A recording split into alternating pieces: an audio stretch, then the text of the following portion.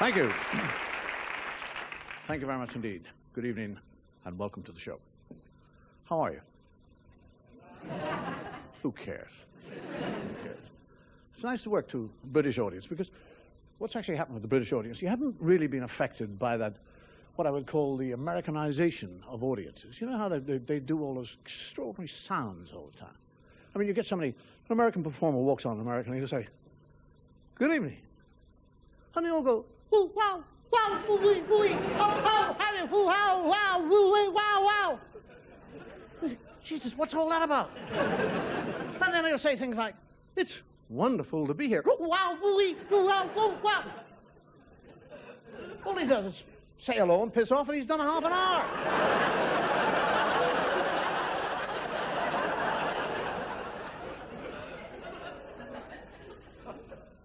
As I get older, I get more curious. I don't mean I get more curious, strange.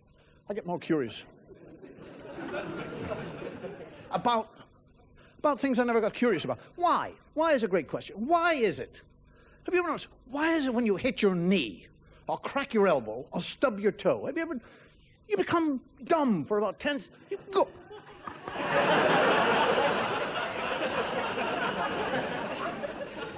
And the only way you can get rid of that pain is to say, shit! And then it's gone. It's an immediate cure. Have you noticed that? There are things like, why do I, when I'm lying in bed at night, asleep, why do I get a cramp?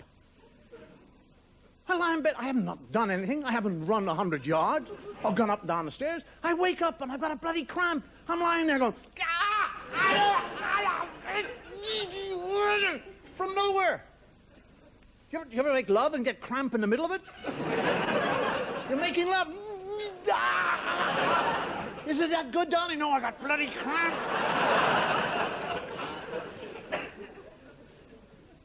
The yips. I'm interested in the yips. Have you heard about the yips? Sportsmen get the yips. It's a kind of nervous block of some sort where they can't finish off what they're doing. Darts players, they kind of go.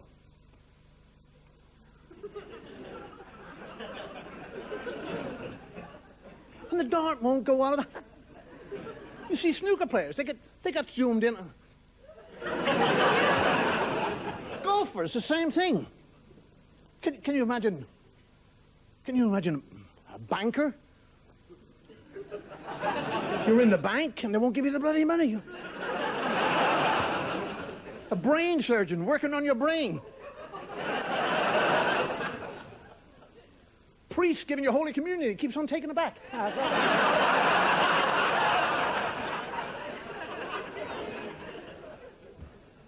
you imagine just approaching the climax of love? And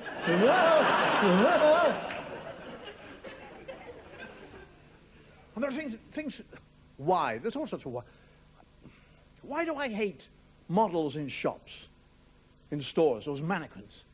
I mean, I walk down, I hate them.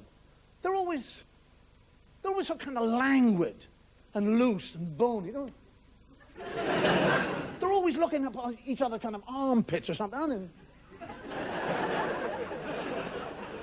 I mean, there's the other thing. I see a model, male model, wearing clothes in a window, and he looks wonderful. Beautiful. The suit is perfect. I go in, put that suit on, I look like a sack of manure. And there are things too. Why do politicians, here's another question, why do politicians, when they're talking about the educational system, why do they always say the 3 R's? The 3 R's. And then they say it. The 3 R's, reading, writing, and arithmetic. Bloody bastard can't even spell, for Christ's sake. Why is it when I'm getting older, my hair is getting grayer, and yet every American president, his hair gets darker? There are things that puzzle me. I've been spending for years. Why is it I can never get a whole Brazil nut out of the shell? For bloody years, I have the crackers, and I go... and I've got it perfect, and I go... and it's split in half, you bastard! There are things that... Why do slow drivers, why is it slow drivers always wear hats? Get behind one of those bastards with a little hat. And there's another thing I like to do in cars. Why is it when one person does something, everybody does it? You sit in a car in a traffic jam and blow your horn. Just blow your horn. For no reason whatsoever. Just blow it. And every driver assumes that you're blowing the horn at him personally. It becomes a total personal affront as far as he's concerned. You just sit in the car and go, beep, and watch all the heads in front of you. They're like demented chickens. And then they all start. Beep, beep, beep, beep, beep, beep. And why is it that there are drivers that can always preempt the light going green? Have you ever been at the light is green, you're there, parked, waiting, not parked, waiting. And just a split second before the light turns from red to green, the fellow behind you is on the horn. And you're sitting there, it's red, beep, green.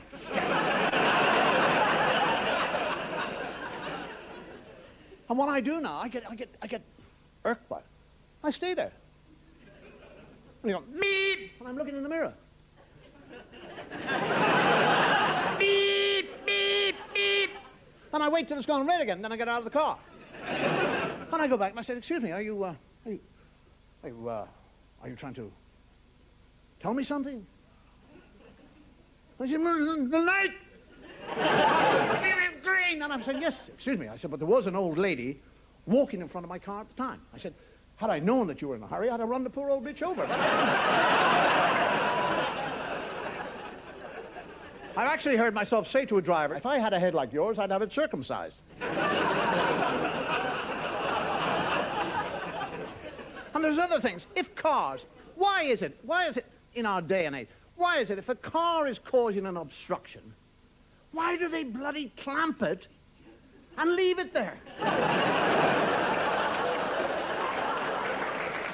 Puzzling things in life. Things that's always puzzled me. Food in our kitchens.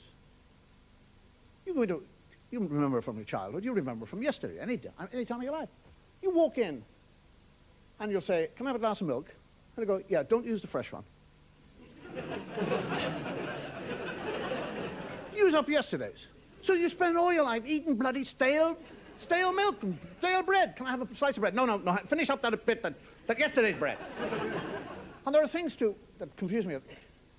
My breadboard is disappearing. I've had it for about 12 years. It started off about that thick. It's now about that thick. Am I eating it?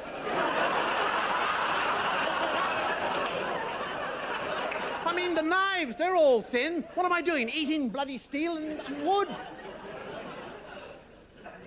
And the thing I hate, too, about is why do women, look, I don't mean when they kiss you sexually, but women when they kiss you in social kind of etiquette, manners, whatever, they never actually kiss you, do they? They would just put their face out and go, mwah. They just did it. Go, mwah. And you get that in your ear. Mwah. And when I kiss a woman, I tend to, when I socially meet, I tend to kiss a woman on both sides of the face. I go, normally. But in Britain, it doesn't work. I go, and they go away, and I go, and they turn around, and I'm going. And I said, what are you doing? I said I was going to kiss you on the other side. And they said, oh, the French way. I know the French way is when you open your mouth.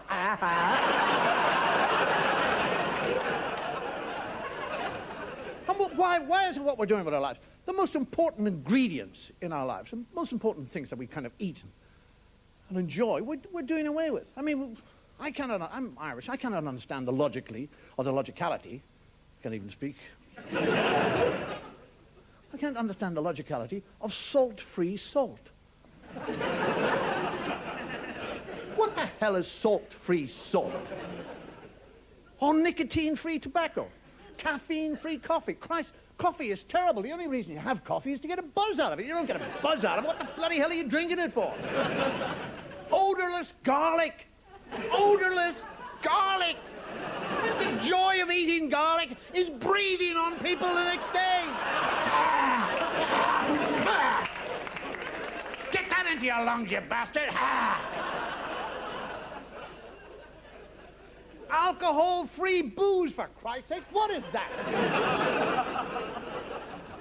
And they're showing us adverts now, implying that all these people are having a wonderful time in the pub. See all these people sitting in the pub? Ha, ha, ha, ha, ha. Ha, ha, ha, ha, ha, ha. And people go over, are you all right? Yes, you don't have to be drinking booze to be happy. Ha, ha, ha, ha. You're on heroin or something. Clear mascara. Have you seen that? Clear mascara. I mean, you have mascara to heighten the eye line. But Jesus, I'm wearing an invisible eye line. I mean, what next? What about sex? What is it going to be? Orgasm-free sex? Antidepressants. When you get depressed, they give you antidepressants. Do you know what antidepressants do to you? Do to your system? They make you impotent. You become impotent from antidepressants. So when you become impotent, you become even more depressed. And they give you more antidepressants, and you become even more depressed. So you're totally celibate and depressed and impotent. The only job open for you is the Pope.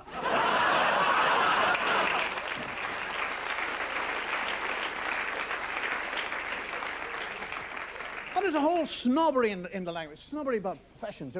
Well, for example, on television, newscasters. Newscasters read autocue, it's called. The word is autocue. Politicians refer to their notes. Lovely words. Television hosts and game shows will read cue cards. Actors will have prompt printouts or prompt pages. Comedians, idiot boards.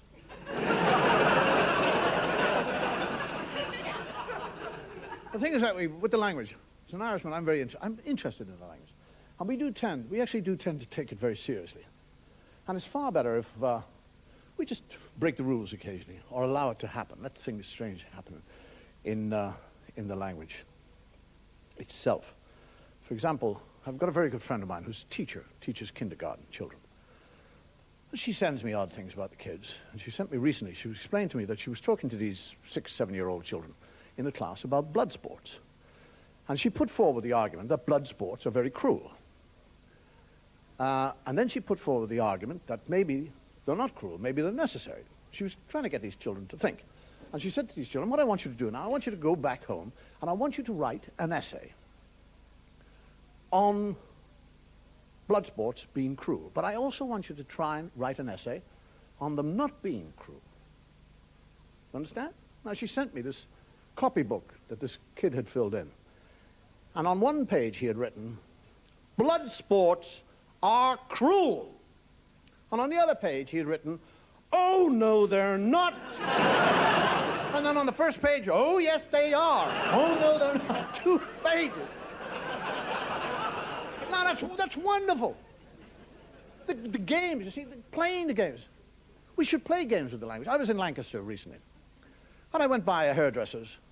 And the name of the hairdresser's was called Curl Up and Die. No, that's nice. That's nice. It's kind of, it makes you smile. You're walking down the road. It also makes you smile. I've seen a poodle parlor called Pride and Groom. Pause for thought. That's another one. Taxidermist I've seen says, get stuffed and up yours. There's a shoe shop in Oxford Street in London. Arseholes. I bought a pair of his shoes, arseholes to him too.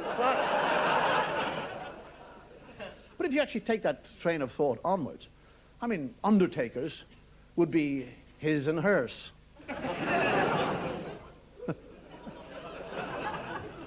Banks you could actually call a place of interest. Or buy myself a loan.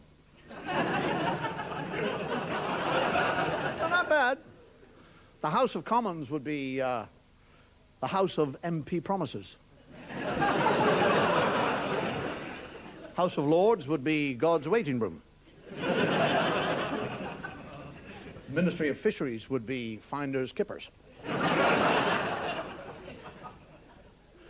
The Welsh office would be Whitehall Leaks. And the Scottish office would be Ministry of Foreign Affairs. Family planning would be Buy Me and Stop One.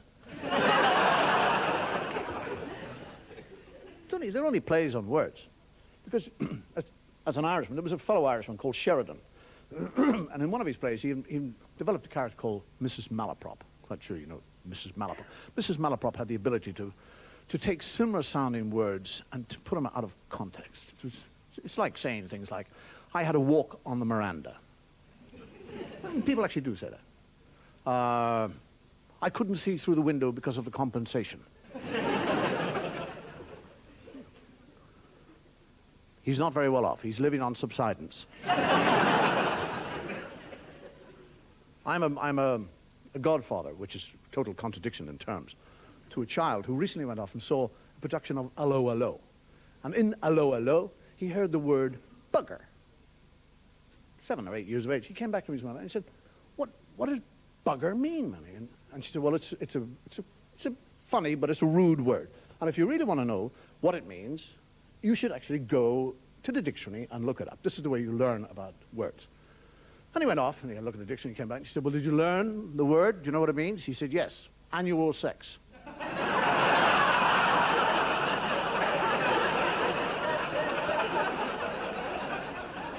I've heard about incontinent ballistic missiles. I sat at dinner one night and this woman was explaining to me that her son loved scuba diving because he liked watching underwater orgasms.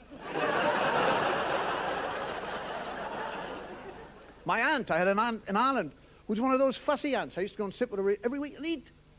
And at the table she's talking to me about digestion. You must eat properly. Digest your food. It's very important that you have good digestion. After every mouthful, you must masturbate 32 times. I was just eating to keep up my strength. The best one I had actually, no, a couple, was to sit beside somebody who, in the middle of a kind of conversation, stated that her husband suffered from what is called premature matriculation.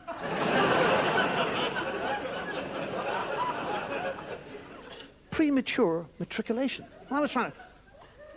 Did he pass out quickly? Or he came before he went? I don't know.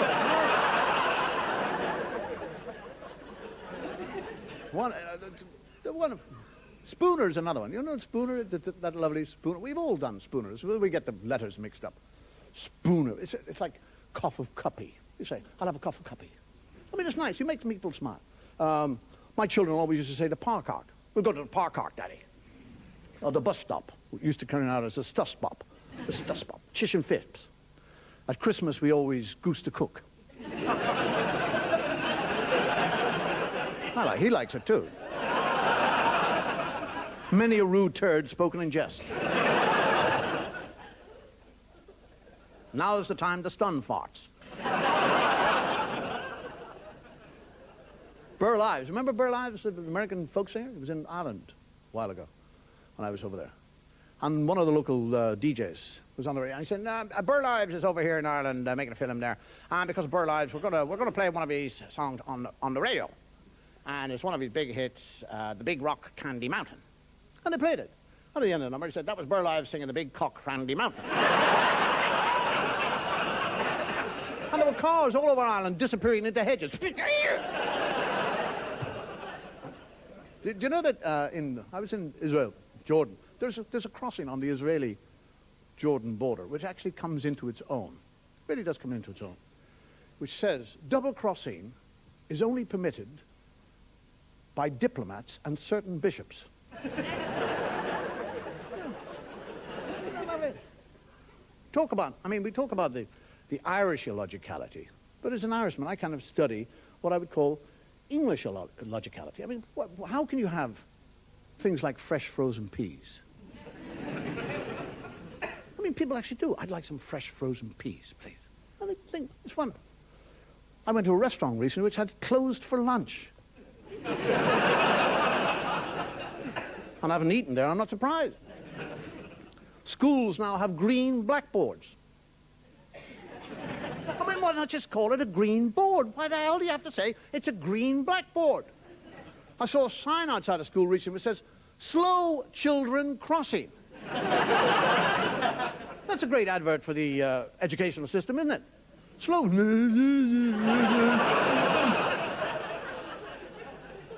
Children crossing at 30 miles an hour. What? What that?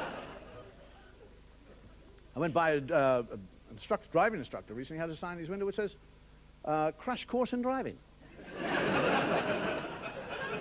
I like those things. I like the illogicality of when you send something by ship, you call it a cargo. Is that right? You put it in a car, you call it a shipment. I was in Manchester, I saw a sign on a door which said, this door is neither an exit nor an entrance and must be kept closed at all times. Now why have the bloody thing? Why not just brick it up? I love things like dead slow. What is dead slow? Dead doesn't go anywhere. Dead is dead, stop, finished, gone. Live dancing. What in the name of Christ is that? Live dancing. What are you going to expect, a load of stiffs on a piece of elastic? I saw a sign in a crematorium which says, do not use the footpath to the crematorium. It is for patrons only. Should have had an afterthought. Don't leave your ash here.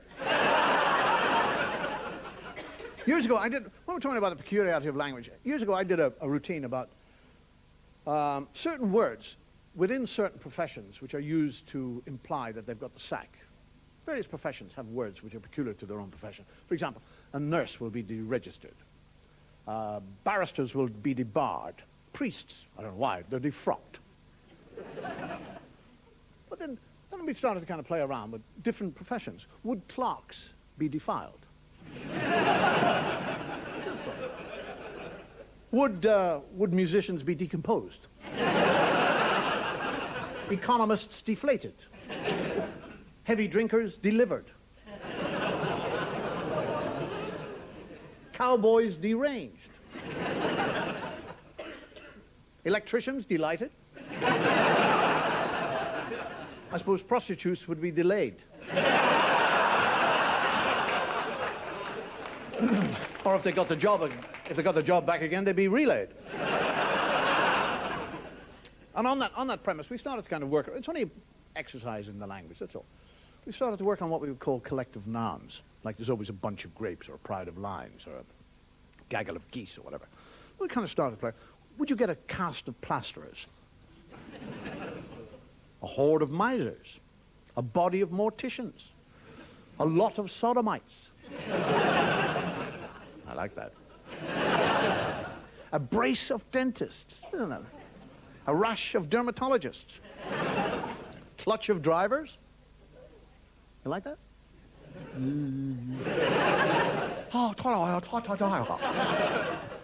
A mass of priests? How about a flock of Indian restaurants? We tried to find a collective noun for the SDP, but there isn't one. And there are certain things in the English language that, you ever notice that there are contradictions in terms within English? If we are being aggressive or belligerent or threatening, have you noticed that we use words which imply friendship? Have you noticed that? Pal. Listen to me, pal. Scots are always doing that, don't they? Listen to me now, pal. You need a pal. You're asking for a pal. The Londoner, they chum, isn't it? A chum. Ooh, chum. Ooh, chum. Mexicans is always amigo. Amigo. I cut your testicles off, amigo. But I do it with a smile. Americans are always, hey, friend, buddy, boy. Okay, friend. The Australians, mate. Hey, mate. All right, mate. You want it, mate? You come out and get it, mate. And then when we were actually being friendly with people, we used the most extraordinarily insulting, derogatory terms. Hey, what are you doing, you grey-haired old reprobate? Hello, you old bastard! They call your whole legitimacy into question. You old bastard, how are you? You old pufter. Where have you been, you old pufter? Well, bugger me. You old bugger, you bugger me. You're as pissed as a fart. What does a pissed fart look like? How can a fart get pissed?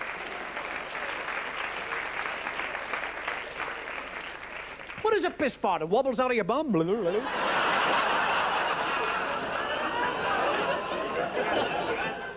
Falls over. Excuse me laughing, I haven't heard that one. And then the Americans, I'm never sure what they say. I mean, the Americans will always use 8 words where 1 will do. They're always, they get lost in words. And then they always question you. They say things like, I had a cup of coffee. You know what I mean? What? Yeah, I had a cup of coffee. You know what I mean?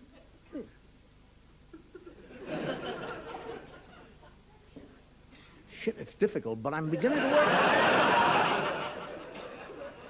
You had a cup of coffee. Mm.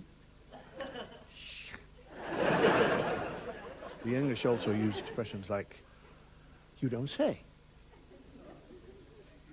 I drove the car from Glasgow to London. You don't say. Well, who did?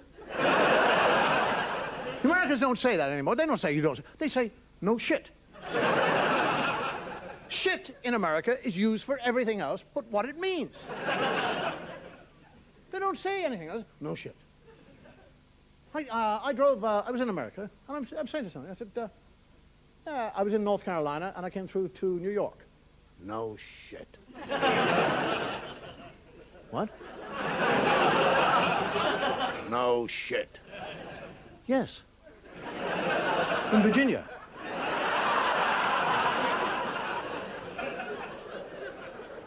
I mean, you've heard President Bush now.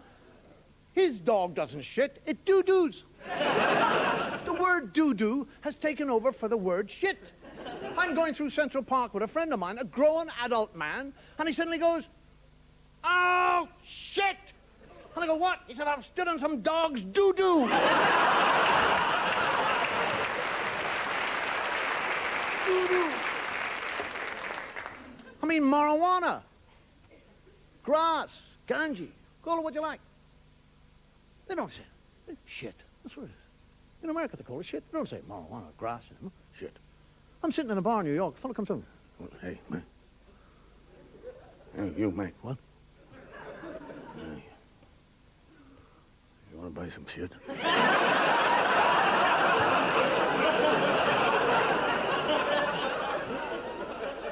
What? You want to buy some shit? Shit? Yeah. Colombian shit. Colombian shit? Yeah, it's the best shit in the world. You bring it all the way up from Colombia? Yeah. You have it on you? Yeah.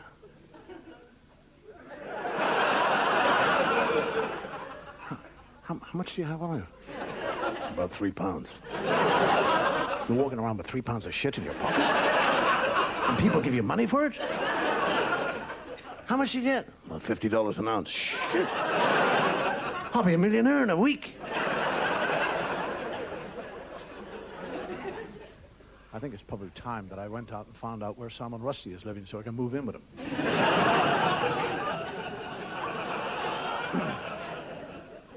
Time beats us all the time. Thanks for being a nice audience. Thanks for listening. And see you around. Good night. Take care.